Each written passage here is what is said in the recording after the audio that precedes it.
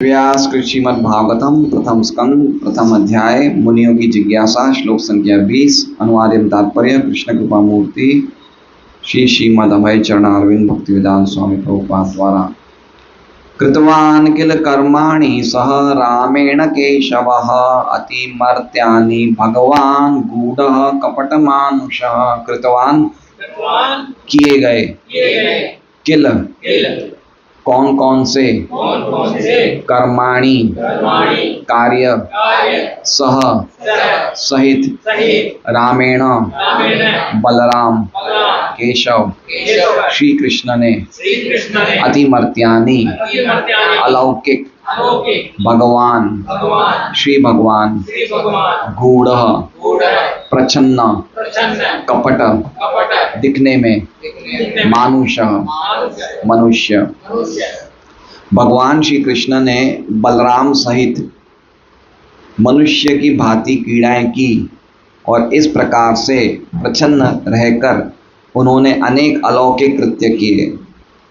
ओम अज्ञानतिमिरान्धस्य ज्ञानाञ्जनशलाकया चक्षुरुन्मीलितं येन तस्मै श्रीगुरुवे नमः। नाम श्रेष्ठमहमपि शचीपुत्रम् अत्र स्वरूपं रूपं तस्याग्रजमुरुपुरीं माधुरीं गोष्ठवाटीं राधाकुण्डं गिरिवरम् अवराधिका माधवाशां प्राप्तो यस्य प्रथितकृपया श्रीगुरुं तं नतोऽस्मि। वन्देऽहं श्रीगुरोः श्रीयुतपदकमलं श्रीगुरुं वैष्णवांश्च श्रीरूपं सौभद्रातं सहनन्दगुणातान्वितं तं सदेव साद्वैतं सावधूतं परिजनसहितं कृष्ण चैतन्यदेवं श्री राधा कृष्ण पादान सहगण ललिता शिव शाखान्वितांश्च। गुरु वैष्णव भगवान तीने स्मरण हय विघ्न विनाशन अनायास होय निज वांछित पूरण। हरे कृष्णा कृष्णा कृष्णा हरे हरे, हरे राम राम राम हरे। तो सभी भक्तों का स्वागत है श्रीमद् भागवतम क्लास में। तो इस जगत में सुख दुख चले रहते हैं, लेकिन जहाँ भागवत कक्षा होती है वहाँ आनंद ही आनंद होता है।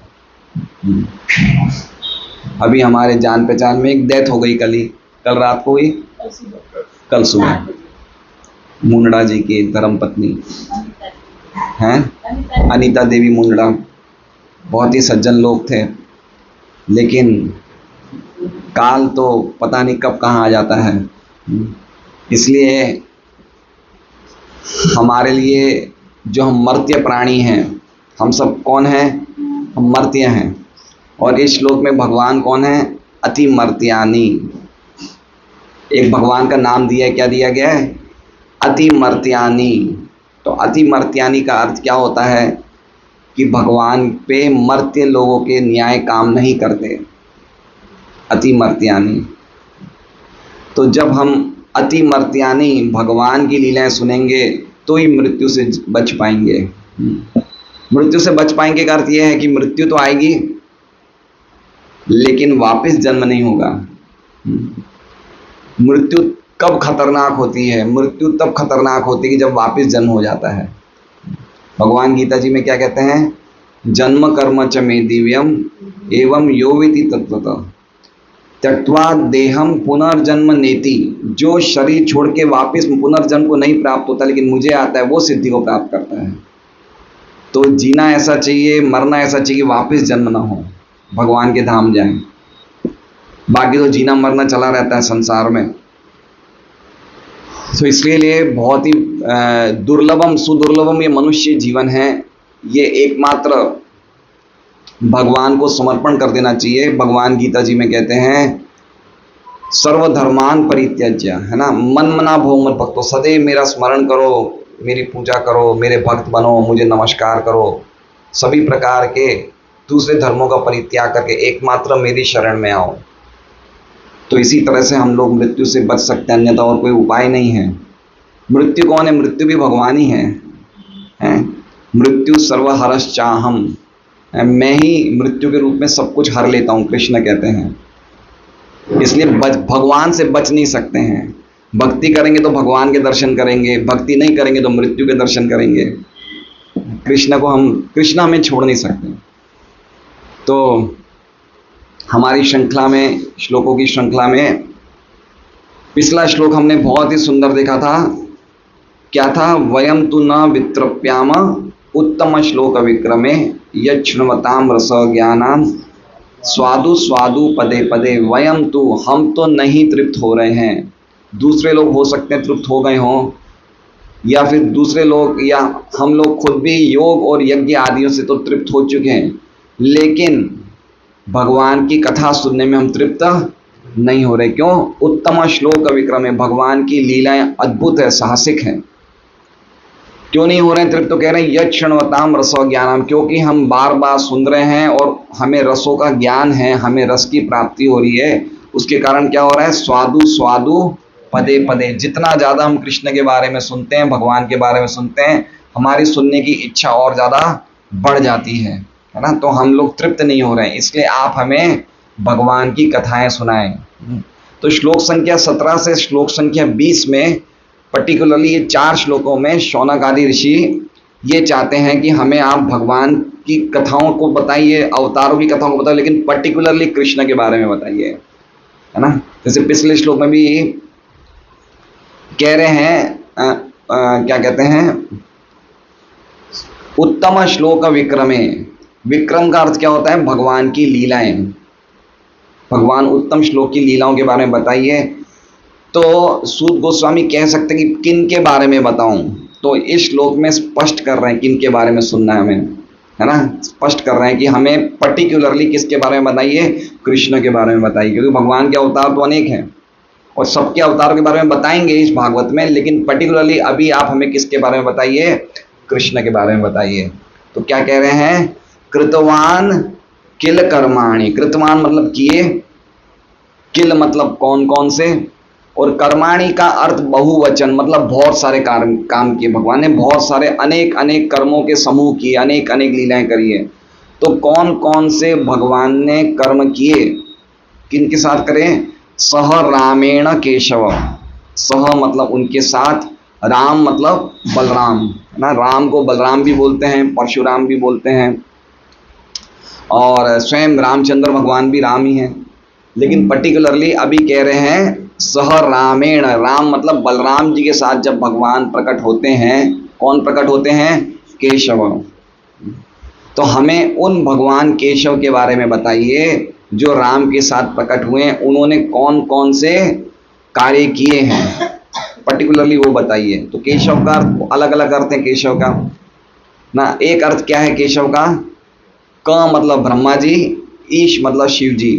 तो ब्रह्मा और शिव इस जगत को चलाते हैं, लेकिन भगवान उनको भी आनंद देते हैं, इसलिए उनका नाम क्या है, केशव। तो भगवान केशव के बारे में बताइए। तो कैसे काम करते हैं, तो कहते हैं ये अति मर्त्यानी। इनके कार्य कैसे हैं, अति मर्त्यानी के 2 अर्थ हैं। एक अर्थ तो ये हुआ कि जैसा अभी हमने चर्चा करी कि भगवान पे कोई मृत्यु लोक के प्राणियों के नियम लागू नहीं होते हैं, ठीक है। हम लोग पे कौन से नियम लागू होते हैं, जन्म होता है, हमारी मृत्यु होती है, हम बूढ़े होते हैं, हम बीमार होते हैं, हम पे नाना प्रकार के अलग अलग प्रकार के त्रिविध प्रकार के ताप आते हैं। शरीर से कष्ट मिलता है, मन से ताप मिलता है, दूसरे लोगों से हमें समस्याएं आती है ना, और क्या कहते हैं प्राकृतिक समस्याएं आती हैं। तो ये क्या मर्त्य लोक के प्राणियों के नियम हैं, लेकिन यहाँ पे भगवान की लीलाओं को कैसे बताया है, अति मर्त्यानी। भगवान कौन है, अति मर्त्यानी मतलब भगवान पे कोई भी मर्त्य लोक के प्राणियों के नियम लागू नहीं होते हैं, वो मनुष्यों के प्लेटफॉर्म के परे हैं, है ना, मनुष्य के स्तर से ऊपर हैं, अति मर्त्यानी। तो अति मर्त्यानी तो ऐसे कार्य क्यों कर सकते हैं, तो कह रहे हैं भगवान क्या है, भगवान है, वो अति मर्त्यानी कार्य कर सकते हैं। भगवान का अर्थ क्या बताया है, श्री भगवान मतलब षड ऐश्वर्य पूर्ण, वो सभी ऐश्वर्यों से पूर्ण है ना। कौन से 6 ऐश्वर्य हैं भगवान के पास, ऐश्वर्य, अरे सॉरी, बल, सौंदर्य, धन, ज्ञान, वैराग्य और यश, है ना। तो षड ऐश्वर्य पूर्ण है भगवान। भगवान क्या है, षड ऐश्वर्य पूर्ण है, इसलिए अति मर्त्यानी कार्य जो उन्होंने किए हैं, जो कार्य और कोई मनुष्य कर नहीं सकता है। और कोई मनुष्य कर सकता है ऐसे कार्य, अलौकिक कार्य करते हैं भगवान। अति मर्त्यानी का एक और अर्थ हो गया अलौकिक। अलौकिक मतलब लौकिक नहीं है भगवान के कार्य। तो ऐसे अलौकिक कार्य जो भगवान ने किए, ऐसे अति मर्त्यानी कार्य भगवान ने किए, वो आप हमें बताइए। कौन कह रहे हैं? शौनकादि ऋषि किनको पूछ रहे हैं? सूत गोस्वामी को पूछ रहे हैं। तो अति मर्त्याने कार्य भगवान ने किए तो सबको पता चल गया क्या? तो कह रहे नहीं, गूढ़। गूढ़ मतलब भगवान ने अपने आप को, यद्यपि अति मर्त्याने कार्य, लेकिन अपने आप को छुपा लिया। गूढ़ मतलब समझ रहे हैं? गूढ़ का मतलब बहुत गहरा और उनको जानना मुश्किल। तो भगवान का व्यक्तित्व ऐसा है कि वो बहुत गहरे हैं, उनको जानना मुश्किल है। तो यद्यपि वो भगवान हैं, लेकिन फिर भी जब वो प्रकट होते हैं तो लोग उनको नहीं जान पाते। समझ रहे हो बात को? ये भगवान की विशेष एक इनका एक इनका विशेष फीचर है। गीता जी में भगवान कहते हैं नाहम प्रकाश सर्वस्य योग माया समावर्तम मूढ़ोयम ना भी जानाति लोको मामजम। मैं सबके सामने प्रकाशित नहीं होता हूँ। तो भगवान क्या कर रहे हैं? ऐसी बड़ी बड़ी कार्य कर रहे हैं, यद्यपि स्वयं भगवान है लोग, लेकिन फिर भी लोग क्यों नहीं समझ पा रहे हैं? क्योंकि भगवान गूढ़ है। गूढ़ मतलब समझ रहे हैं? छुपे हुए हैं। अपने आप को भगवान ने ढक दिया। कैसे ढक दिया? तो कह रहे हैं कपट मानुष। किस प्रकार, कैसे ढक दिया अपने आप को? कपट मानुष। भगवान क्या है? कपटी हैं। हम लोग बोलते हैं भाई आप ईमानदारी करो, और हम ऐसे कपटी व्यक्ति की क्यों पूजा करें? भगवान कौन है? क्या लिखा हुआ है इसमें? कपट मानुष। कपट शब्द से समझ रहे हैं आप? कपट मतलब अच्छा नहीं लगता सुनने में। हम क्या बोलते हैं भाई आप व्यक्ति अच्छे नहीं, आप कपट। कपट कर समझते हैं बाहर से कुछ अंदर से कुछ। तो कपट क्यों कहा है यहाँ पे कृष्ण को? है तो हम लोग सुबह सुबह उठ के 4 बजे उठ के कोई कपटी व्यक्ति की पूजा करते हैं क्या? हैं? सबसे पहले श्लोक में कहा सत्यम परम धीमहि, हम परम सत्य का ध्यान करते हैं। और अब बता रहे कि वो व्यक्ति कौन है? कपट मानुष। तो कपट मानुष्य का अर्थ क्या हो गया? कि बाहर से वो क्या दिखते हैं? मनुष्य की तरह, लेकिन वो मनुष्य है नहीं। इसलिए कह रहे हैं कपट मानुष्य। बाहर से कैसे दिखते हैं? मनुष्य की तरह दिख रहे हैं, लेकिन वो मनुष्य नहीं है। तो फिर मनुष्य के रूप में क्यों आए? क्यों आए? अगर मनुष्य नर वपु लीलाएं भगवान नहीं करते, नर लीलाएं भगवान नहीं करते, तो हम प्रेम कर सकते थे उनसे? नहीं कर सकते थे ना। अगर मत्स्य रूप में आते या कूर्म रूप में आते, आए हैं भगवान तो, है ना? कूर्म रूप में भी आए, मत्स्य रूप में भी आए, लेकिन उनसे तो हमारा प्रेम नहीं होता ना। लेकिन हम खुद एक मनुष्य शरीर में है, तो अगर एक मनुष्य जैसे भगवान होते तो उनसे हमारा आदान प्रदान होता, उन्हें हम भोग लगाते, उनको हम क्या कहते हैं श्रृंगार करते, तो हमारा प्रेम होता नहीं होता। इसलिए भगवान कपट मनुष्यों की तरह कपट करते हैं। बाहर से कपट कर रहे हैं मनुष्यों की तरह, लेकिन अंदर मनुष्य नहीं है। तो ये बात समझनी जैसी है। तो ये श्लोक समझ गए आप लोग को? ऐसे भगवान के देखिए 4 इसमें क्वालिफिकेशन बताई। पहला क्या है? अति मर्त्यानी। दूसरा भगवान। तीसरा गूढ़। चौथा कपट मानुष। श्रीधर स्वामी क्या कह रहे हैं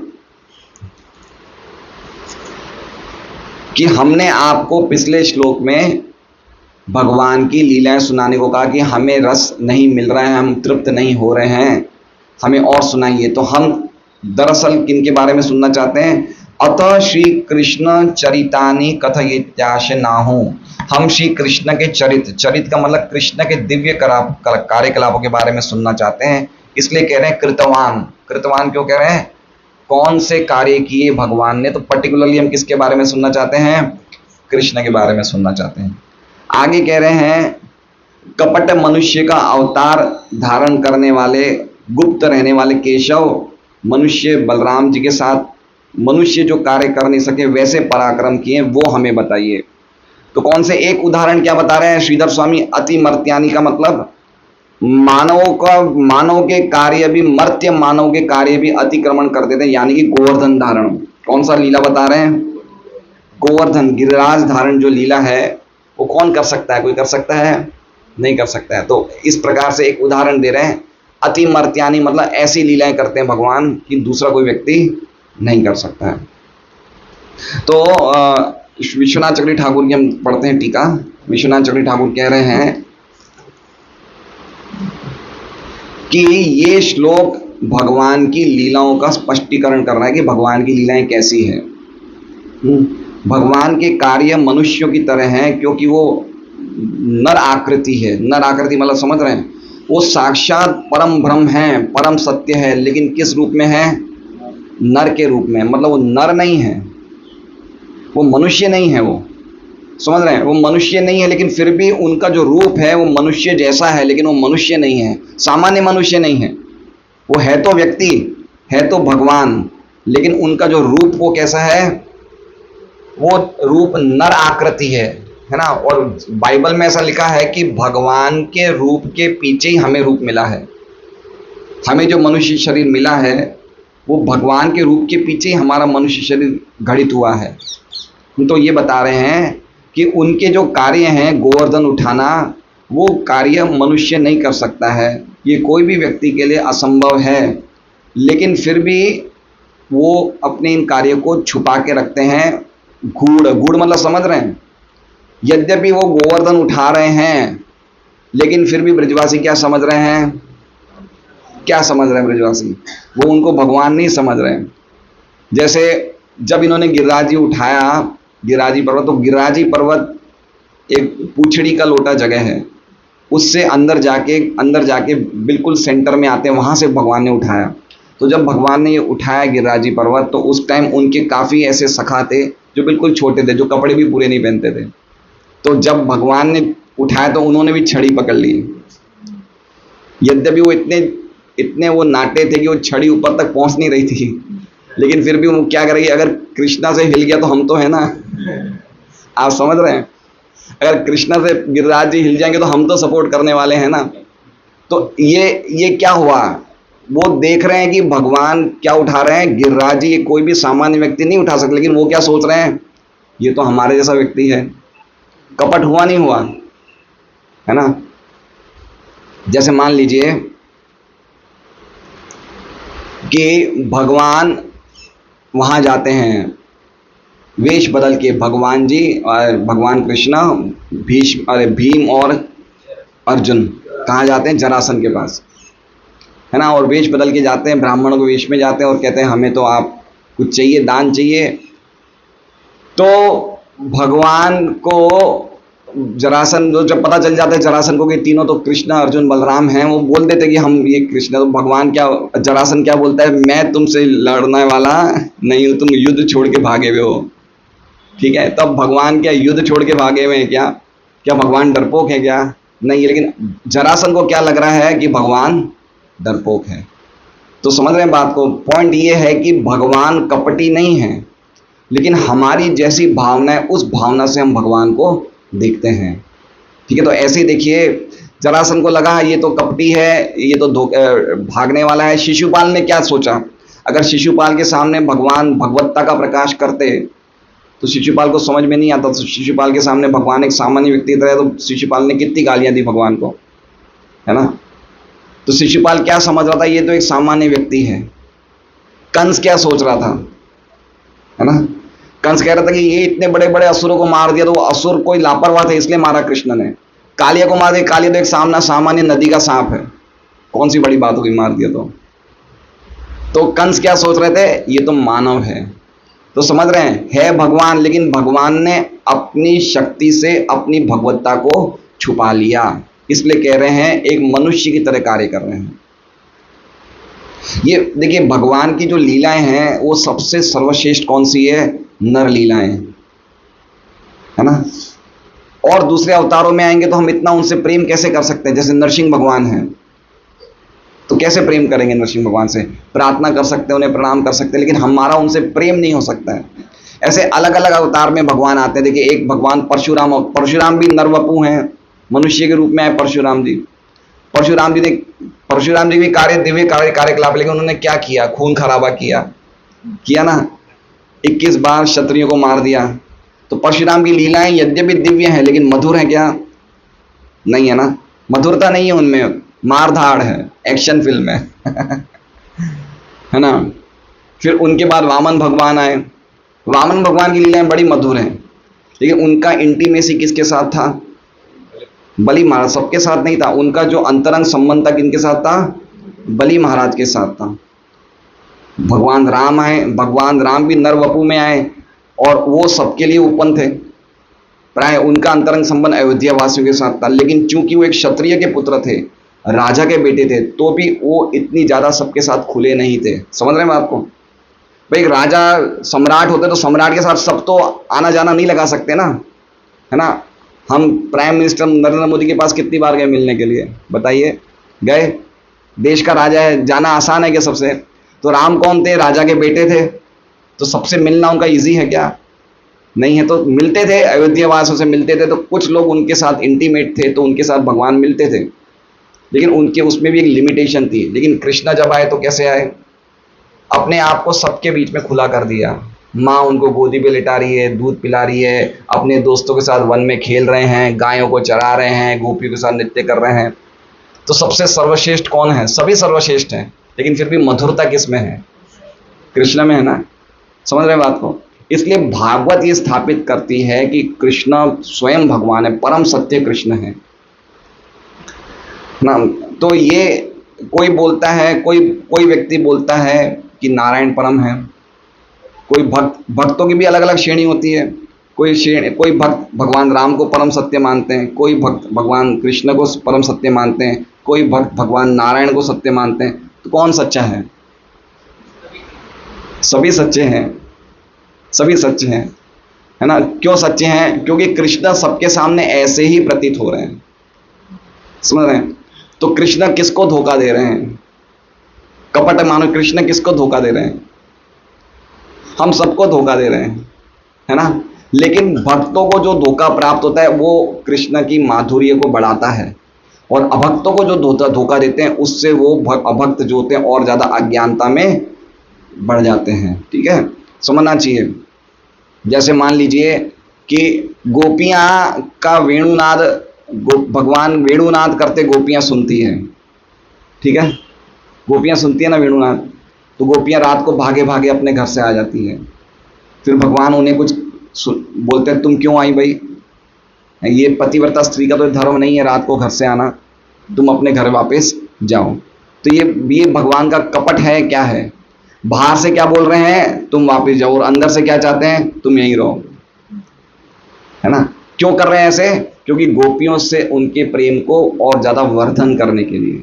तो भगवान का जो कपट है वो कपट नहीं, दरअसल करुणा है। कपट किसका है? कपट हमारा है, क्योंकि हम भगवान की शरणागति नहीं होना चाहते। तो कपटी कौन है? भगवान नहीं, कपटी कौन है? हम हैं। हम अपने आप को धोखा देना चाहते हैं, इसलिए भगवान कौन से कैसे प्रतीत होते हैं? धोखेबाज प्रतीत होते हैं। भगवान क्या कह रहे हैं? ये यथा माम प्रपद्यन्ते तांस तथैव भजाम्यहम् मम वर्तमान वर्तन्ते मनुष्य पार्थ सर्वशः। कि जो जिस भाव में मेरे पास आता है उसी भाव से मैं उसके साथ आदान प्रदान करता हूं।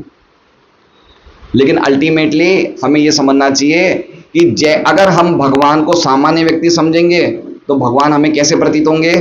सामान्य व्यक्ति, है ना।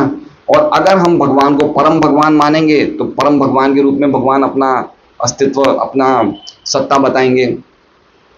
तो कौन सा सही मानना है? क्या सही मानना है? सामान्य व्यक्ति या परम भगवान? परम भगवान। परम भगवान मानने से भी कोई ऊपर का रस है? कौन सा रस है? इतना ज्यादा प्रेम करना कि भगवान को सामान्य मान लेना, है ना। ये सबसे बेस्ट रस है। इसे कहते हैं व्रज रस, व्रज लीला रस, जिसमें वृंदावन वासी भगवान को क्या मान रहे हैं? सामान्य मान रहे हैं। आप यशोदा को पूछो कि कृष्ण भगवान है, बोले कौन कृष्ण भगवान? मैं नहीं जानती। कृष्ण मेरा क्या है? लाला है। भगवान से इतना ज्यादा प्रेम करते हैं कि भगवान की भगवत्ता को ही भूल गए। और जो सामान्य व्यक्ति भगवान की भगवत्ता को भूलता है वो किसके कारण भूलता है? अज्ञानता के कारण। लेकिन ऐसे परम भक्त भगवान की भगवत्ता को भूलते हैं वो भगवान के प्रेम के कारण। तो भगवान सबके सामने अलग अलग प्रतीत होते हैं। आप देखिए जब कंस के वो रंग स्थल में लड़ने जा रहे थे भगवान, नल अरे उससे कौन थे वो दो चाणूर और मुष्टिक, तो जब वो रंग स्थल में प्रवेश करते हैं तो सब लोग भगवान को अलग अलग तरीके से देखते हैं। जो बड़ी उम्र की माएँ थी वो उनको बेटे के रूप में देख रही थी, जो योद्धा थे वो उनको साक्षात काल के रूप में देख रहे थे, है ना, जो भगवान के भक्त थे उनको परम आराध्य के रूप में देख रहे थे, जो जवान लड़कियां थी उन्हें साक्षात काम के रूप में देख रही थी। तो सबके विजन अलग अलग थे। तो भगवान सबके साथ अलग अलग बर्ताव करते हैं क्या? सबके साथ एक ही भगवान बर्ताव करते हैं, करुणा का। लेकिन हमारा जैसा परसेप्शन है वैसा भगवान प्रतीत होते हैं। ये भगवान की करुणा है या कपट है? क्या है बताइए? ये करुणा है। एक बात समझिए, जीव यानी कि हम लोग कभी भी भगवान नहीं बन सकते, ठीक है? सही बात है। भगवान का किन से संबंध है? हम सभी जीवात्माओं का भगवान से एक संबंध है। कहीं लिखा हुआ है ऐसा? गीता जी में लिखा है, मम्मी वांशो जीव लोगे जीव भूत, सभी जीवात्मा मेरे कौन है? अंश हैं। तो हमारा सबके साथ संबंध है। तो भगवान सबके साथ आदान प्रदान करते हैं। ये भगवान की विशेषता है कि भगवान को अपने अंशों के प्रति आदान प्रदान करना बड़ा आनंद लगता है। और हमारा क्या अंतर है? अगर हम फेमस हो जाएंगे तो हमें अपने फैंस मतलब पता है फैन किसे बोलते हैं? प्रशंसक। हमें जो अपने प्रशंसक हैं उनको हम अवॉइड करना चाहेंगे। सही बात है? सही बात है। अगर मान लीजिए कि मेरे 500 प्रशंसक हो गए और ये 500 के 500 घर पे आ गए, मैं क्या करूंगा? क्या करूंगा? मैं सबसे आदान प्रदान कर सकता हूं? नहीं, मैं उन्हें अवॉइड करूंगा। मैं अपने घर के फैमिली मेंबर्स में बीच में रहूंगा। कोई बड़ा सुपरस्टार होता है, बड़ा खिलाड़ी होता है, उनके कितने फैन होते हैं? हजारों की संख्या में। तो हजारों की संख्या में उनके घर पे आएंगे तो मिलेंगे क्या वो? तो सामान्य जगत में सामान्य जीव क्या करता है? अपने प्रशंसकों को अवॉइड करता है। लेकिन भगवान की विशेषता कि हर एक के साथ अपना आदान प्रदान करते हैं। तो किसी के साथ किस तरह से जरासन के साथ इस प्रकार से आदान प्रदान किया, कंस के साथ से इस प्रकार से आदान प्रदान किया, अपने भक्तों से इस प्रकार से, लेकिन सभी के साथ जिनके साथ भी आदान प्रदान किया सबका ही कल्याण हुआ। क्यों? क्योंकि भगवान का नेचर ही है कल्याण करना। शिशुपाल को गालियां सुनी लेकिन कल्याण किसका हुआ? शिशुपाल का हुआ। कंस ने भगवान से मृत्यु प्राप्त करी, कल्याण किसका हुआ? कंस का हुआ। तो हमारे में क्या चक्कर है? हम लोग भौतिक शरीर में हैं, इसलिए हमारे लिए मान सम्मान लाभ हानि यश अपयश होता है। लेकिन भगवान का शरीर आध्यात्मिक है तो उनके लिए कोई भी मान सम्मान नहीं, उनके लिए सभी कल्याणमय है। ठीक है? तो भगवान क्या कर रहे हैं? सभी का कल्याण कर रहे हैं। इसलिए हमारे में और भगवान में ये अंतर है कि भगवान सबके साथ आदान प्रदान करते हैं। मनुष्य लीलाओं में जब मनुष्य लीला में आते तो सबके साथ कैसे ना कैसे भगवान यही चाहते कि ये मेरी तरफ वापस आए। अल्टीमेटली भगवान की इच्छा क्या है? अल्टीमेटली भगवान की इच्छा क्या है? कि तुम मेरे पास आ जाओ, है ना? यही भगवान की परम इच्छा है कि मेरे पास लौट आओ, मेरे पास लौट आओ, मेरे पास लौट आओ। तो उसके लिए भगवान ऐसी नर लीलाएं करके प्रकट होते हैं। अब हम तात्पर्य पढ़ देंगे। सत्युग, हाँ देखिए तात्पर्य प्रभुपाद बहुत अच्छा लिख रहे हैं और आजकल जो एक गलत फहमियां चल रही है उस पर बहुत अच्छा प्रकाश किया प्रभुपाद ने। तात्पर्य, श्री कृष्ण या श्री भगवान पर मानव विकास तथा पशु विकास के सिद्धांत लागू नहीं होते। इसका मतलब क्या हुआ? मानव विकास या पशु विकास के सिद्धांत लागू नहीं होते। किस पे? भगवान पे। मानव विकास या पशु विकास का अर्थ क्या है? कि आजकल एक ये भ्रांत धारणा है कि स्कूलों में भी थोड़ा सिखाया जाता है कि हम लोग पहले कौन थे? हम लोग पहले बंदर थे, है ना? फिर बंदर से धीरे धीरे धीरे हमारा विकास हुआ। विकास होने के बाद हम धीरे धीरे धीरे मानवीय स्तर पे आए और अब हम कौन हो गए? मनुष्य हो गए। अब अगर हम और ज्यादा विकास करेंगे तो क्या हो जाएंगे? भगवान हो जाएंगे। समझ रहे बात को? इसे कहते हैं मानव विकास या पशु विकास। विकास मतलब हम लोग दिन पर दिन अपना क्या कर रहे हैं? विकास कर रहे हैं। और विकास करते करते हम क्या बन जाएंगे? भगवान बन जाएंगे। ठीक ठीक है, ये ऐसा सिखाया जाता नहीं सिखाया जाता है? पहले क्या, ये पहले, अच्छा ये तो बताया जाता कि पहले हम बड़े पिछड़े हुए थे, अब धीरे धीरे हमारा डेवलपमेंट हो रहा है, पहले सब कुछ प्रिमिटिव था, अब ज़्यादा एडवांस्ड हो रहा है ना? ऐसा तो हमें सिखाया जाता है कि ये तो डार्विन की थियरी है कि पहले हम बंदर थे, है ना? तो पॉइंट ये कहना जा रहा है कि अगर हम जितनी ज़्यादा तरक्की करेंगे उतना ज़्यादा हम आगे आगे बढ़ते जाएंगे, और इस तरह से हो सकता है शायद एक दिन हम भगवान बन जाएं। तो प्रभुपाद ये कहना चाहते हैं कि ये सिद्धांत भगवान पे लागू नहीं होता, क्योंकि भगवान पहले से ही भगवान है। भगवान को कोई तपस्या नहीं करनी पड़ती है या कोई योग शक्ति प्राप्त नहीं करनी होती जिससे वो भगवान बनते हैं। तो प्रभुपाद कह रहे हैं आजकल विशेष रूप से भारत में इस सिद्धांत का बोलबाला है कि तपस्या तथा आत्म संयम के बल पर मनुष्य ईश्वर बन जाता है। तो हमने अपने बहुत सारे ईश्वर बनाए हैं।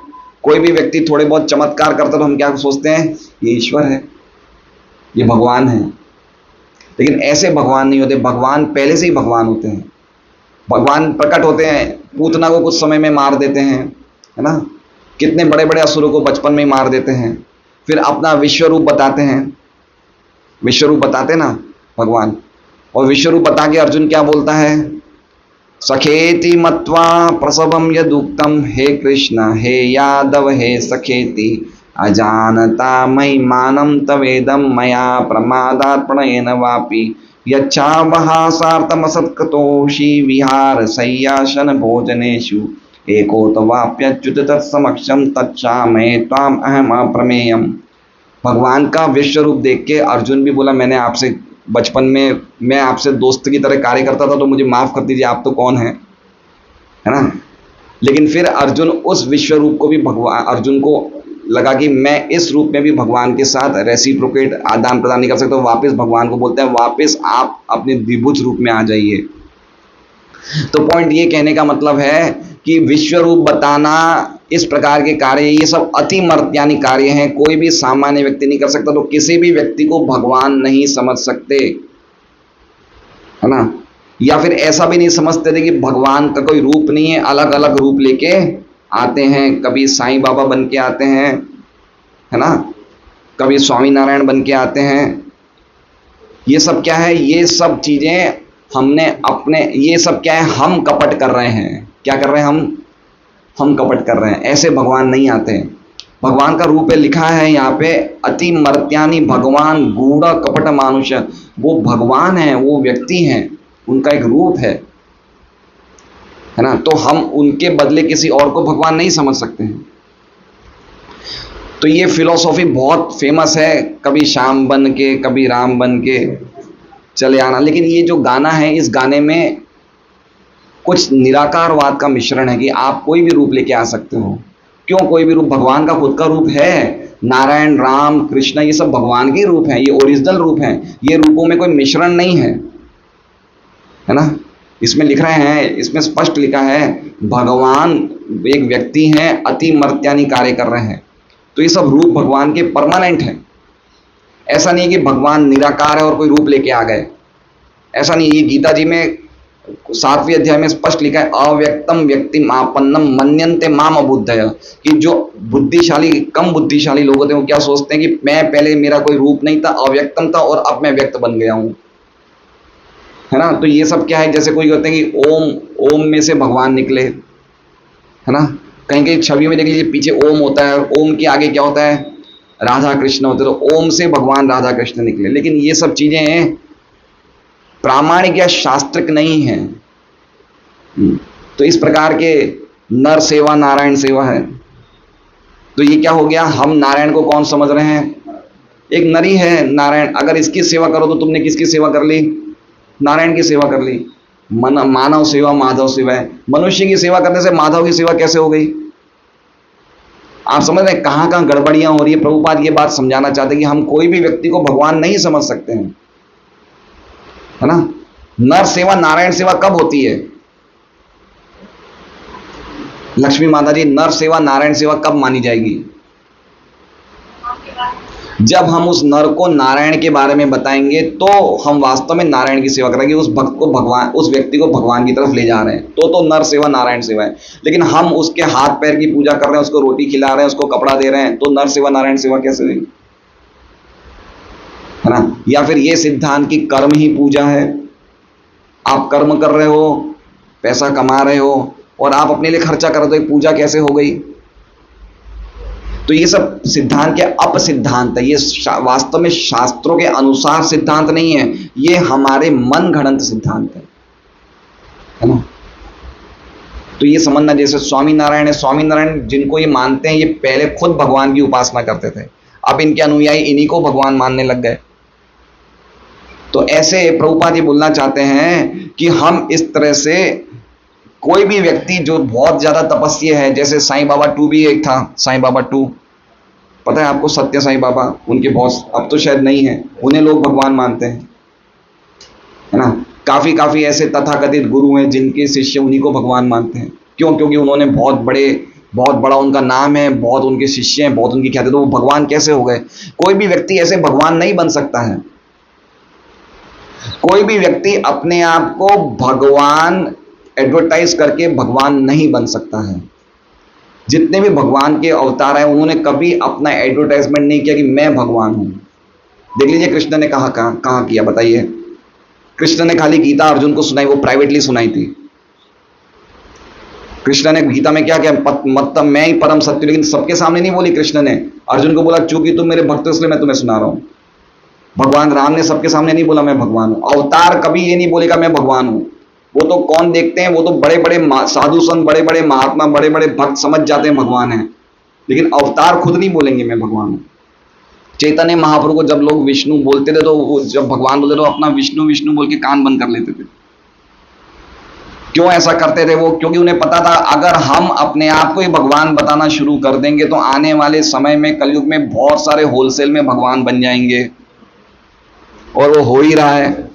इसलिए इस बात से बचने के लिए कि कोई भी सामान्य व्यक्ति को, या कोई भी महापुरुष, या कोई भी बड़े से बड़े व्यक्ति को भी भगवान की हम लोग पोस्ट नहीं दे सकते। भगवान ऐसे नहीं बनते, भगवान बने बनाए होते हैं। भगवान साक्षात परम सत्य श्री कृष्ण हैं, उनका स्थान कोई ले नहीं सकता है।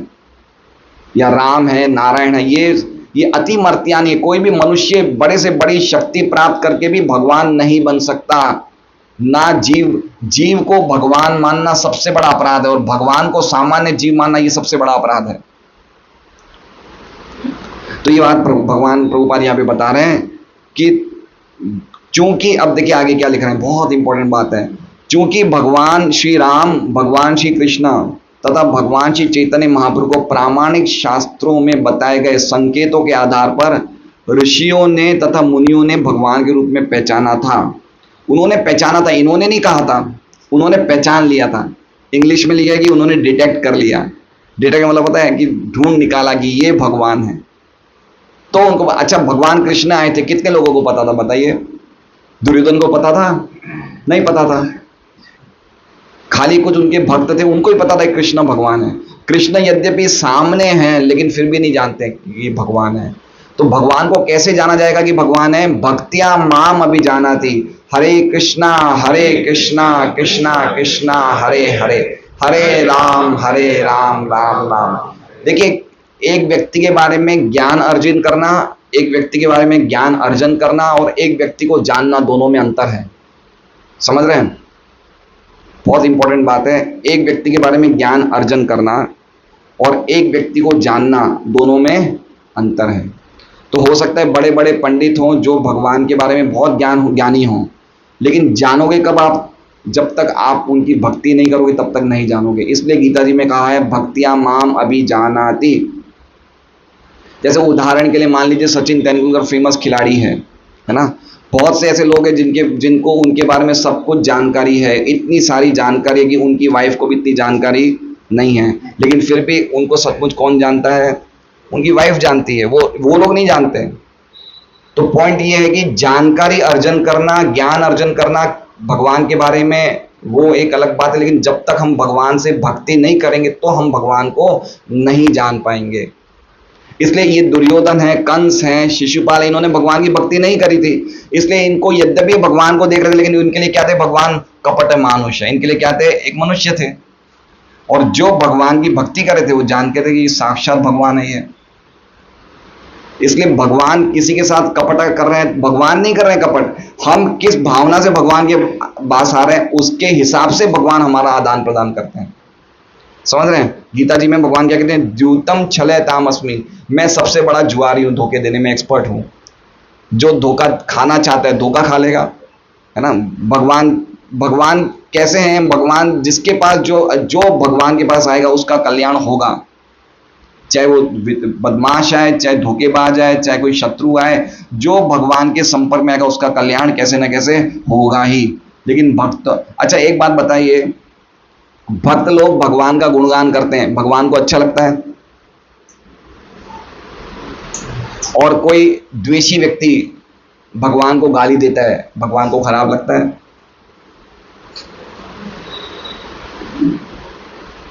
गाली देता है मतलब वो बोलेगा ये इसका रूप नहीं है, निराकार है, इसके हाथ नहीं है, पैर नहीं है, भगवान को खराब लगेगा। और अगर कोई इसकी बड़ाई करेगा भगवान को अच्छा लगेगा। इसका क्या साइंस है? भगवान का भौतिक शरीर नहीं है। हमें कोई बड़ाई करता है हमें अच्छा लगता है? हमें अच्छा लगता है? अच्छा लगता है। कोई बुराई करेगा हमें अच्छा लगेगा? नहीं लगेगा। तो भगवान के साथ भी ऐसा ही है क्या? नहीं। अगर भगवान का हम गुणगान करते तो भगवान को कुछ ज्यादा आनंद आता है ऐसा नहीं है, लेकिन उससे हमें फायदा पहुंचता है। समझ रहे हैं बात को? और भगवान को कोई गाली देता तो भगवान को कोई अपमान नहीं लग रहा, लेकिन उससे हमें नुकसान होता है। पॉइंट समझ रहे हैं? भगवान को हम भोग लगा रहे हैं तो उसमें भगवान का क्या फायदा है? भगवान तो षडैश्वर्य पति है, उनकी सेवा में तो लक्ष्मियां हजारों हैं, उनको क्या चीज की कमी है। लेकिन भोग लगाने से किसको फायदा हो रहा है? हमने जो चीज भोग लगाई वो शुद्ध हो गई, हम शुद्ध हो गए। तो साइंस समझ रहे हैं भगवान का? भगवान के लिए कोई भौतिक प्रकार का कंसेप्शन नहीं है, हमारे लिए है। तो कोई व्यक्ति कैसे भी भावना में जाता है उसका कल्याण होता है, यद्यपि हमें लग रहा है भगवान कपट कर रहे हैं। हमारी स्थिति ऐसे कि हम समझते हैं, इसलिए लिखा है कपट मानुष। कपटी भगवान नहीं है। भगवान तो कपट में भी भगवान, अरे कपट कर रहे हैं। देखिए आप क्या कहिए गीता, आप पहले आपने अगर भागवत पढ़ी होगी तो पहले 9 स्कंद है भागवत के, पहले 9 स्कंद है। तो पहले 9 स्कंद में भगवान के अलग अलग अवतारों का वर्णन है नहीं है? उसमें भगवान ने क्या बताया बताइए? अपना ऐश्वर्य बताया। नृसिंह भगवान इतने बड़े राक्षस के बिल्कुल आंतड़े वातड़े सब निकाल दिए, गले माला पहना ली। वामन भगवान ने 2 पग में पूरा ब्रह्मांड नाप लिया। ये ऐश्वर्य बताया नहीं बताया? और 10वें स्कंद में देखिए क्या होता है, क्या होता है? आते ही शुरू में भगवान को टोकरी में ले जा रहे हैं, दूध पी रहे हैं, बच्चों के साथ खेल रहे हैं, किसी की माखन चुरा रहे हैं। ये सब क्या है? ये सब कोई सोच सकता है इस प्रकार का परम सत्य हो सकता है? पहले 9 अध्यायों में तो 9 स्कंदों में तो भगवान का इतना महान ऐश्वर्य, कैसे कैसे कार्य किए, इतनी बड़ी मछली बन गए, 8 लाख मील लंबी मछली, मत्स्य अवतार। और अब ये कृष्ण लीला में कैसे कैसे कार्य कर रहे हैं। क्यों? क्योंकि भगवान चाहते हैं कि मैं इस तरह से करूंगा तो लोगों का कल्याण होगा। कपट मानुष है ना? कैसे भगवान कार्य कर रहे हैं देखिए। आपको किसी का नाश्ता बॉक्स लेके भाग रहे हैं, फिर वो एक खेल खेलते हैं जिसमें जो हार जाएगा वो जीतने वाले को खंभे पे कंधे पे उठाएगा। तो ये खेल खेल रहे हैं, मनुष्य की तरह खेल खेल रहे हैं, लेकिन मनुष्य नहीं है ना। और भक्त क्या है? भक्तों की क्या लीला है कि भक्त देख भी रहे हैं कि ऐश्वर्य, ये भगवान के ऐश्वर्य, लेकिन भगवान को मान नहीं रहे हैं, है ना। माँ यशोदा ने क्या देखा? भगवान ने बोला भगवान को बोला मुंह खोलो। माँ यशोदा ने कहा क्या देखा? पूरा ब्रह्मांड भगवान के मुख में, लेकिन फिर भी मानने को तैयार नहीं। कृष्ण है, ये भगवान है ना। ये उनका प्रेम की बढ़ोतरी है। और शिशुपाल और कंस क्यों नहीं मान रहे हैं? ये उनकी अज्ञान की बढ़ोतरी है। भगवान ने कोई कपट किसी से नहीं किया। साइंस को समझिए बात को, है ना। देवकी और वसुदेव ने देखा जब मेरे बेटे ने कंस को मारा, तब तक तो वो बेटा समझते थे, लेकिन जैसे ही कंस को मारा तो कंस को मारने के पश्चात भगवान देवकी और वसुदेव जी को प्रणाम करने तो आशीर्वाद नहीं देते, डर जाते, तो भगवान है। लेकिन यशोदा ने देखा कि इसने मारा तो बोले अच्छा। देखिए भगवान की लीलाएं 10वें स्कंद में कैसी है। कोई भी असुर से भगवान कोई भी असुर को मारते थे तो ब्रजवासी क्या सोचते थे? ये नारायण ने मारा है, मेरे बेटे पे आशीर्वाद किया है। देखा आपने? बोले नारायण ने हमारे बेटे पे बड़ी कृपा करी है, कितने कष्ट आ रहे लेकिन भगवान की कृपा से, देवताओं की कृपा से मेरा बेटा बच गया। ये कपट मनुष्य नहीं है क्या? कपट है वो एक मनुष्य समझ रहे हैं उन्हें, है ना। ज्योतिषी को बताते नंद महाराज मेरे बेटे की यहाँ हाथ देखो कितना लंबा जिएगा नहीं जिएगा। तो देख रहे हैं क्यों कर रहे हैं ऐसा, और भक्तों में और ज्यादा प्रेम बढ़े, और जो भगवान को भूलना चाहता है उसके लिए भगवान मनुष्य बन जाते जिससे कि वो और ज्यादा भूल जाए। इसमें भगवान की कोई गलती नहीं है। अभी आपके खिड़की से सूर्य पूरी तेजी से निकल रहा है, आप खिड़की बंद कर दो, पर्दा लगा दो, सूर्य आपके घर में नहीं आएगा। तो ऐसा तो नहीं कि सूर्य ने कोई पक्षपात किया है। गड़बड़ किसकी तरफ से? गौरदाम प्रभु की तरफ से, इन्होंने खिड़की बंद कर दी। समझ रहे हैं? तो भगवान तो पूरी कृपा देने को तैयार है, अपने आप को पूरा देने को तैयार है, लेकिन हमारा क्या परसेप्शन है उसके हिसाब से भगवान आदान प्रदान करते। तो हमें लगता है भगवान कपटी, लेकिन भगवान कपटी नहीं है।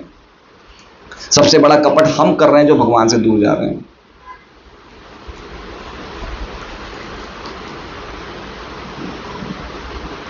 अतएव उन अनेक धूर्त व्यक्तियों ने अपने स्वयं के अवतारों की सृष्टि कर ली है। अब तो श्री भगवान के अवतार घड़ना विशेष रूप से बंगाल में सामान्य व्यापार बन चुका है। इंडिया एक अवतारों की फैक्ट्री है। इंडिया में बहुत अवतार है ना, होलसेल में है।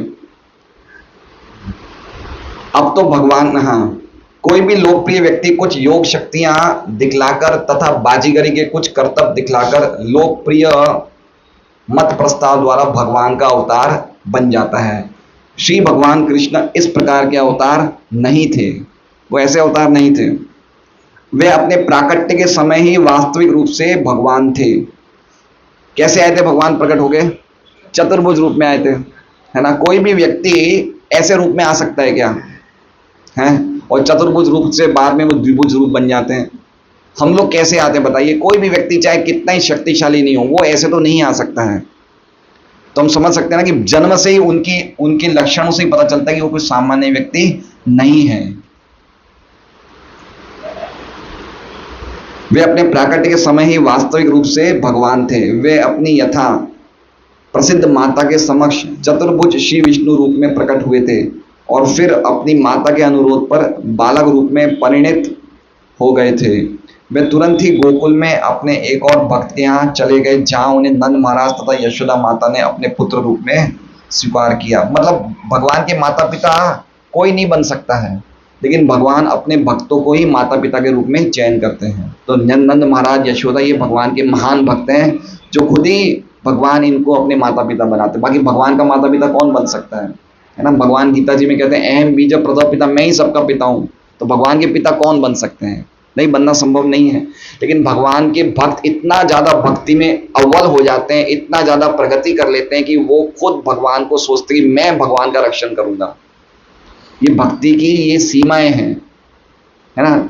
वो क्या लगता है कि ये बाल गोपाल कृष्ण भूखा रहेगा, इसे टाइम पे मैं भोजन खिला दूं। तो ये क्या हो गया? ये भक्ति इतनी ज्यादा बढ़ जाती है कि वो भगवान का रक्षण करना शुरू कर देते हैं, वो माता पिता बन जाते हैं। तो ये बात समझनी चाहिए कि वो भगवान को पुत्र रूप में देख रहे थे। तो कपट मनुष्य मतलब देख रहे हैं पुत्र, लेकिन पुत्र नहीं है, तो भगवान है। लेकिन भगवान ऐसा क्यों बने कि उससे उनकी प्रेम की वर्धन और बढ़ जाए, है ना। यशोदा माँ डंडा बताती भगवान कैसे डरते हैं, है ना, कि मुझे अभी बांध दिया, है ना। तो ये सब भगवान की कपट मानुष लीलाएं हैं। इसी प्रकार बलराम भी, जो भगवान कृष्ण के पूरक हैं, वसुदेव की अन्य पत्नी के उत्पन्न बालक समझे जाते हैं। तो बस बलराम जी कैसे प्रकट हुए पता है आपको? पहले देवकी के गर्भ में आए, फिर देवकी के गर्भ से, देवकी जी थी यहाँ पे मथुरा में, और वसुदेव जी की अन्य पत्नी रोहिणी थी नंद महाराज के घर पे। रोहिणी और यशोदा और नंद महाराज वहाँ रहते थे गोकुल में। तो भगवान के आदेश से, भगवान की योग माया शक्ति ने देवकी माँ के गर्भ से बलराम जी को स्थानांतरित किया। कहाँ पे? रोहिणी माता के गर्भ में। इसलिए उनका एक नाम है संकर्षण। उन्होंने रोहिणी माता के गर्भ को आकर्षित करा, इसलिए इस प्रकार से बलराम जी। तो ये कार्य अति मर्त्यानी है नहीं है, है ना। एक गर्भ से दूसरे गर्भ में जाना, तो ये सामान्य लोगों के कार्य है क्या? नहीं है। इसलिए प्रभुपाद बता रहे हैं कि हमें समझना चाहिए स्पष्ट रूप से कि कोई भी व्यक्ति जगत का भगवान के स्थान नहीं ले सकता। श्रीमद् भगवद गीता में भगवान कहते हैं कि उनका जन्म तथा उनके कर्म दिव्य हैं, और जो भाग्यशाली व्यक्ति उनके जन्म तथा कर्म की दिव्य प्रकृति को जान लेता है वो तुरंत मुक्त होकर भगवत धाम जा सकता है। इस प्रकार भगवान श्री कृष्ण के जन्म तथा कर्म की दिव्य प्रकृति का ज्ञान मुक्त होने हेतु ही पर्याप्त है। देख रहे हैं आप, लोग करोड़ों साल तक मुक्ति चाहते हैं, लेकिन खाली मुक्ति होने के हेतु इतना ही ज्ञान अगर मिल जाए, क्या ज्ञान, कि भगवान के जन्म और कर्म क्या है, सामान्य नहीं है, दिव्य है। भगवान के जन्म में क्या होता है बताइए? आपने कभी देखा है? भागवत पढ़ी है? सभी नक्षत्र, सभी तारे सही स्थितियों में स्थित हो जाते हैं, सही जगह स्थित हो जाते हैं, ऋतुएं अच्छी हो जाती हैं, नदियां अच्छी तरह बहने लगती है, सूर्य चंद्र सब प्रकाशित होते हैं। हमारी स्थिति में तो अहमदाबाद में प्लेन क्रैश होता है हमारे जन्म में। आप समझ रहे हैं बात को? हमारा जन्म और भगवान का जन्म अलग है नहीं है। हम कहाँ जन्म लेते हैं? हम रोते रोते मैटरनिटी होम में जन्म लेते हैं, लेकिन भगवान ऐसे जन्म नहीं लेते। पति पत्नी के शरीर के संयोग से भगवान का जन्म नहीं होता है। भगवान पहले अपने भक्त के हृदय में प्रकट होते हैं। वसुदेव जी के हृदय में प्रकट होंगे, फिर उनके हृदय से भगवान देवकी के हृदय में जाते हैं और फिर उनके गर्भ से प्रकट होते हैं। तो एक सामान्य व्यक्ति की तरह भगवान का जन्म नहीं है, ना ही भगवान के कर्म सामान्य हैं। अभी हमने पढ़ा ना कि भगवान में कोई भी भौतिक अटैचमेंट नहीं है कि ये मेरा गुणगान ज्यादा कर रहा है इसलिए ये मुझे प्रिय है, ये मेरा गुणगान कम कर रहा है, ये भगवान सबके लिए बराबर। हम जितना भगवान से मांग रहे हैं उतना हमें मिल रहा है ना? तो ये बात समझनी चाहिए। तो जन्म तथा कर्म की दिव्य प्रकृति को समझना चाहिए। खाली ये जान के हम मुक्त हो जाएंगे, इससे जानने मात्र से हमारा पुनर्जन्म रुक जाएगा, खाली इतना जानने से। श्रीमद् भागवतम में भगवान श्री कृष्ण की दिव्य प्रकृति का वर्णन 9 स्कंदों में हुआ है और 10वें स्कंद में उनकी विशिष्ट लीलाएं दी गई है।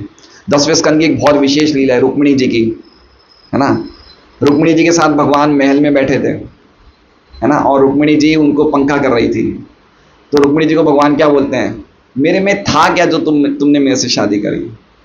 क्या बोले? मेरे में क्या था? तुम्हारे पास शिशुपाल इतना बड़ा राजा आ रहा था, इतने बड़े बड़े राजा, तुमने मैं तो एक सामान्य व्यक्ति हूं, मैं ग्वाला हूं। जो लोगों के पास पैसा नहीं वो मेरे भसते हैं, तुम ऐसे लोगों की व्यक्ति के पास क्यों आई? और अलग अलग बातें बताई भगवान ने। रुक्मिणी जी डर गई, बोले ये क्या बोल रहा है, और सुनते ही बेहोश हो गई। तो एक कपट मानुष हुआ नहीं हुआ है ना? भगवान ने रुक्मिणी जी को इस प्रकार से समझाया कि वो समझ गई कि ये तो सामान्य, बिल्कुल सामान्य व्यक्ति है, वो भगवान के विरह को सहन नहीं कर पाई और वो बेहोश हो गई। तो इस प्रकार से भगवान कार्य करते हैं। बलराम जी को भी धोखे में डाल दिया। अर्जुन सन्यासी बन गया है, बलराम जी के साथ जीवरता सुभद्रा को किडनैप कर गया। बताइए, बलराम जी को भी धोखे में डाल दिया। अर्जुन सन्यासी बन के आता है, भगवान की पूरी प्लानिंग थी कि तुम सन्यासी बन के जाना, सुभद्रा को ले जाना, तो बलराम जी स्वयं नहीं समझ पाए तो ऐसी प्रकार की लीलाएं भगवान करते हैं। और 10वें स्कंद में उनकी विशिष्ट लीलाएं दी गई है। इस ग्रंथ को ज्यों ज्यों कोई पढ़ता है त्यों तो ये सब उसे ज्ञात होता जाता है, किंतु यहाँ पर यह ध्यान देना आवश्यक है कि श्री भगवान ने माता की गोद में से ही अपनी अलौकिकता प्रदर्शित की और उनके सभी के सभी कार्यकलाप अति मानवीय है। अति मानवीय मतलब यद्यपि वो लीलाएं कर रहे थे मनुष्य की तरह, लेकिन साथ साथ में क्या बता रहे थे कि मैं मनुष्य नहीं हूं, भगवान हूं। बीच बीच में बता रहे थे ये, जैसे माँ यशोदा को मुंह खोल के बता दिया, भगवान को युद्ध के टाइम पे अर्जुन को विश्व रूप बता दिया। तो ऐसे अपनी अति मानवीयता भगवान साथ साथ में प्रकट कर रहे थे। यथा 7 वर्ष की आयु में गोवर्धन पर्वत को उठाना और ये सभी कार्य उन्हें वास्तविक पूर्ण पुरुषोत्तम भगवान सिद्ध करते हैं। इतने पर भी अपने योगावरण के कारण वे अपने तथाकथित माता पिता तथा अन्य परिजन द्वारा सदैव एक सामान्य मानव शिशु ही लोग, उनके शुद्ध भक्तों के लिए वो क्या थे? एक मनुष्य थे, मनुष्य शिशु जैसे थे। जब भी कोई अत्यंत पराक्रमी कार्य करते उनके माता पिता उसे अन्य रूप में ग्रहण करते। अन्य रूप में मतलब उन्हें लगता है कि भाई ये तो देवताओं ने किया, भगवान ने किया, ये हमारा काना बच गया। वो इस तरह से सोच ही नहीं रहे थे कि भगवान है ये। इस प्रकार वे अपने पुत्र के प्रति अविचल वात्सल्य प्रेम से सदा तुष्ट रहते। अतएव नैमिषारण्य के ऋषिगण उन्हें मनुष्यवत बताते हैं, लेकिन वास्तव में वे परम शक्तिमान श्री भगवान हैं। तो कृष्ण कौन है? परम शक्तिमान है, लेकिन सबके अलग अलग कंसेप्शन है कृष्ण के लिए, है ना।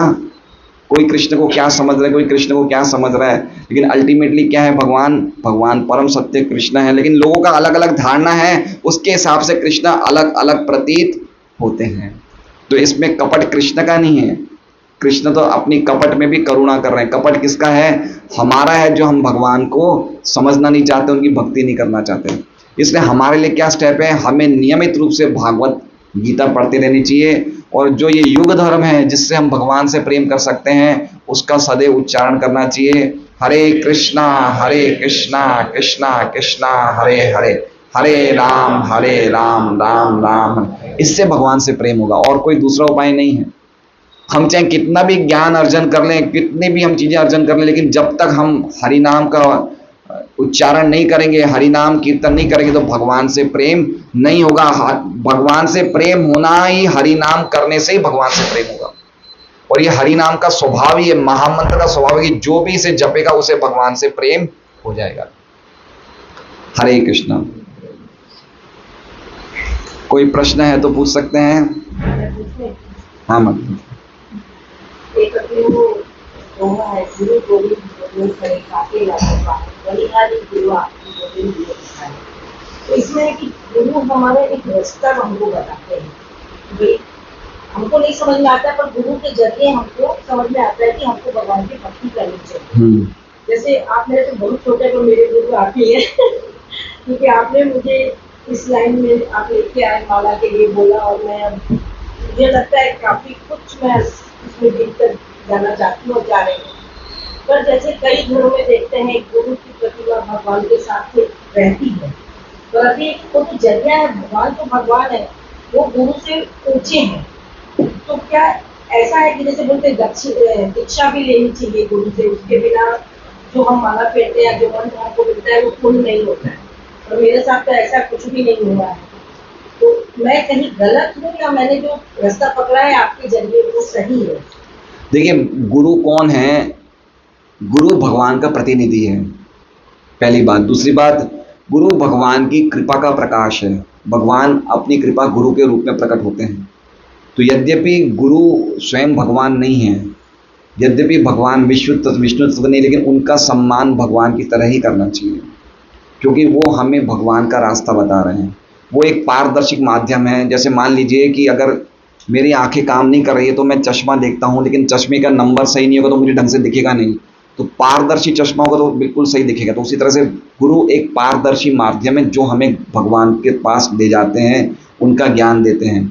तो गुरु का सम्मान भगवान के सम्मान की जैसे ही होना चाहिए। यद्यपि गुरु स्वयं भगवान नहीं है, लेकिन हमें उनको भगवान की तरह ही ट्रीट करना चाहिए, उसमें अंतर नहीं होना चाहिए। और अगर हम मंदिर में गुरु की छवि रखते हैं तो उसका एक सिस्टम होता है। जैसे आप ये मंदिर में दर्शन करेंगे, भगवान की छवि ऊपर रहती है और नीचे हम गुरु की छवि रख सकते हैं, क्योंकि गुरु सर्वदेवमय गुरु, गुरु सभी देवताओं का रिप्रेजेंटेशन करते हैं। 33 कोटि देवी देवता है, हम सबकी छवि तो रख नहीं सकते मंदिर में। तो अगर हम गुरु की छवि रखते हैं तो इसका मतलब हमारे मंदिर में सभी देवी देवताओं का निवास है, इसलिए गुरु की छवि रख सकते हैं। बिना गुरु के गति नहीं है, ये बात बिल्कुल सही है। लेकिन गुरु कैसा होना चाहिए, भगवान का शुद्ध भक्त होने चाहिए, जो हमें प्रामाणिक शास्त्रों का ज्ञान दें, और हमारे जैसे कहते हैं ना, प्रामाणिक परंपरा से होने चाहिए। 4 परंपराएं हैं, गुरु इन 4 परंपराओं में से होना चाहिए। एक है रामानुज परंपरा, श्री संप्रदाय, एक है कुमार संप्रदाय, निम्बार्क परंपरा, एक है ब्रह्म संप्रदाय, ये मध्वाचार्य जिसमें हमारा ये संस्था भी जुड़ी हुई है, और एक है रुद्र संप्रदाय, भगवान शिव जी से आ रही है, जो ये क्या कहते हैं, पुष्टि मार्ग, विष्णु स्वामी संप्रदाय। तो ये 4 संप्रदाय से जो गुरु आते हैं वो प्रामाणिक संप्रदाय से, तो उन संप्रदाय से हम प्रामाणिक तरीके से हम उनसे दीक्षा ले सकते हैं। क्योंकि दीक्षा का अर्थ क्या है, दीक्षा का अर्थ है दिव्य ज्ञान मिलता है और हमारे सभी पूर्व जन्मों के पाप क्षय हो जाते हैं। तो दीक्षा का अर्थ मतलब गुरु की शिक्षाएं हमने स्वीकार करना शुरू कर दी। तो गुरु क्या करते हैं कि आप भगवान के नामों का उच्चारण करो, कोई पाप कर्म मत करो, यही दीक्षा का अर्थ है। हम दीक्षा काले भक्त करें आत्मसमर्पण, जब भगवान कृष्ण को समर्पण करते, दीक्षा करके जब हम भगवान को अपना जीवन समर्पण करते हैं, उसे करते हैं दीक्षा। तो जब हम प्रामाणिक गुरु के माध्यम से करते हैं तो भगवान तक वो सेवाएं जाती है। जब तक हम गुरु नहीं करेंगे तब तक भगवान हमें सीधी सेवाएं स्वीकार नहीं करते। यहाँ तक कि लिखा हुआ है स्कंद पुराण में, कौन से पुराण में, कि व्यक्ति अगर कोई मनुष्य जीवन प्राप्त करने के बाद भी गुरु को स्वीकार नहीं करता तो वो अगले जीवन में उसे हल्की योनियां मिलती है, पशु योनि मिलती है। इसलिए हर मनुष्य को गुरु स्वीकार करना चाहिए, लेकिन गुरु प्रामाणिक होना चाहिए। हर एक जन्म में, हर एक योनि में माता पिता मिलते हैं, लेकिन गुरु हर एक योनि में नहीं मिलता, मनुष्य जीवन में मिलता है। माता पिता तो हम कुत्ते बिल्ली में तो भी मिल जाएंगे, लेकिन गुरु जो होते हैं ना वो हमें भगवान का रास्ता बताते हैं। इसलिए उनको मनुष्य जीवन प्राप्त करने के बाद दिव्य ज्ञान प्राप्त करने की लालसा से, भगवत तत्व को समझने से, भगवान की शुद्ध भक्ति करने के उद्देश्य से गुरु के पास हमें अवश्य जाना चाहिए। ये गीता जी में भी भगवान ने अलग अलग जगह लिखा है, भागवत में तो खैर बहुत जगह लिखा है। गीता जी में तो लिखा ही है आचार्य उपासनम शौचम, कि आचार्य की उपासना करनी चाहिए। चौथे अध्याय के 32वें श्लोक में तद विद्धि प्रणिपाते न, कि एक आत्म साक्षात्कार तत्व को जानने वाले गुरु के पास जाओ, उसे प्रणाम करो, उससे जिज्ञासा करो, उनकी सेवा करो। तो गुरु तो स्वीकार करना चाहिए अगर वास्तव में हमें भगवान के धाम जाना है तो। ऐसे हरिनाम हम कर रहे हैं, करना चाहिए। हरिनाम करने से हम मुक्त भी हो जाएंगे, बिना गुरु के हम मुक्त हो सकते हैं, लेकिन भगवत प्रेम जो प्राप्ति है ना वो गुरु की कृपा से होती है। नहीं देखिए, गुरु के अलग अलग वो होते हैं, क्या कहते हैं, कैटेगरीज होती है। एक होता है दीक्षा गुरु, एक होता है शिक्षा गुरु, और एक होता है वर्तमान प्रदर्शक गुरु। जैसे मान लीजिए कि अभी कोई व्यक्ति सड़क पे चल रहा है और रामकृष्ण प्रभु उस व्यक्ति को मिल गए और उसे बोले कि आओ सत्संग चल रहा है यहाँ मेघशर में, आओ मेरे साथ। तो वो व्यक्ति को रामकृष्ण प्रभु सत्संग में ले आए, तो उनके वर्तमान प्रदर्शक गुरु रामकृष्ण प्रभु हो गए। क्यों? क्योंकि उन्होंने एक भगवान का मार्ग में उनको लेके आ गए। कैसे ना कैसे वो व्यक्ति बैठा, उसको कोई जानकारी नहीं थी, लेकिन कुछ तो सुना उसने। किनकी कृपा से सुना? इनकी कृपा से। तो ये क्या हो गए? वर्तमान प्रदर्शक गुरु। फिर इसके ऊपर एक डिग्री शिक्षा, जिससे हम शिक्षाएं प्राप्त करते हैं कि भाई हमें क्या करना चाहिए, कैसे करें, ये समस्या आ रही है, तो वो हमें शिक्षा देते हैं, वो हो गए शिक्षा गुरु। वो हमारे बहुत सारे हो सकते हैं, हम लोग 50 बनाए, 100 बनाए, 1000 बनाए, 10,000 बनाए, लेकिन फिर उसके बाद हम दीक्षा लेते हैं, वो एक ही गुरु होता है जो हमें हमारा भगवान से संबंध को जोड़ देता है, वो दीक्षा गुरु। तो वो दीक्षा गुरु, तो मैं तो सामान्य व्यक्ति भी नहीं हूँ, आप मुझे गुरु कहाँ बना रहे हैं। हम तो प्रयास कर रहे हैं भगवान के संदेश को बताने का।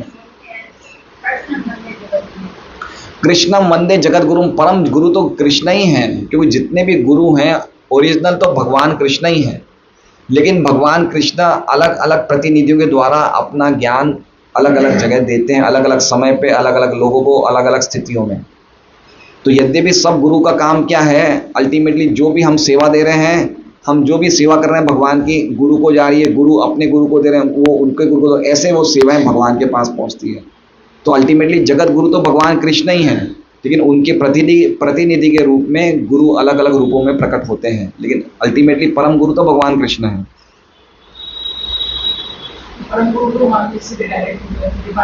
हाँ, लेकिन वो हमें, अगर हम डायरेक्ट भगवान के पास जाएंगे तो हमें ज़्यादा फायदा नहीं होगा।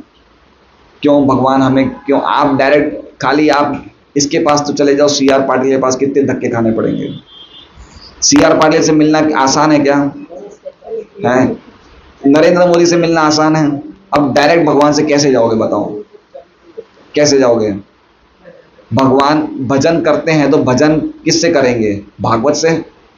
भागवत में ही लिखा है ना भजन कैसे करना चाहिए। भागवत किसने लिखी है?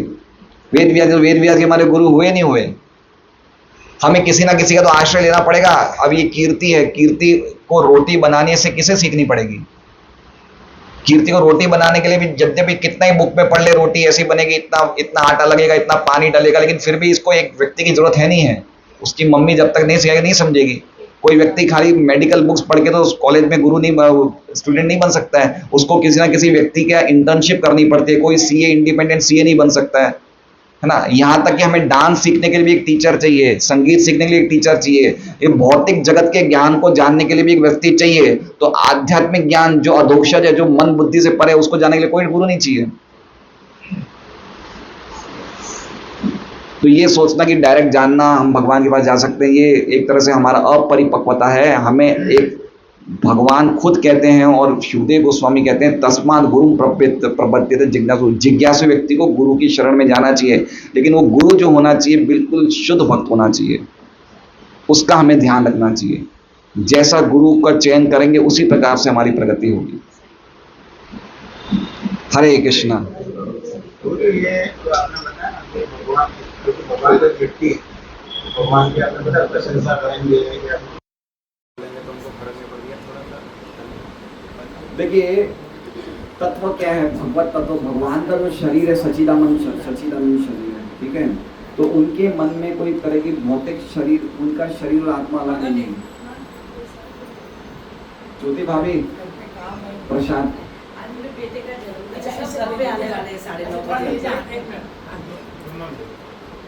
चलो ये अगले प्रश्न लेट हो रहा है, इसका हम बाद में जानेंगे। हरे कृष्णा कृष्णा कृष्णा हरे हरे, हरे राम राम राम हरे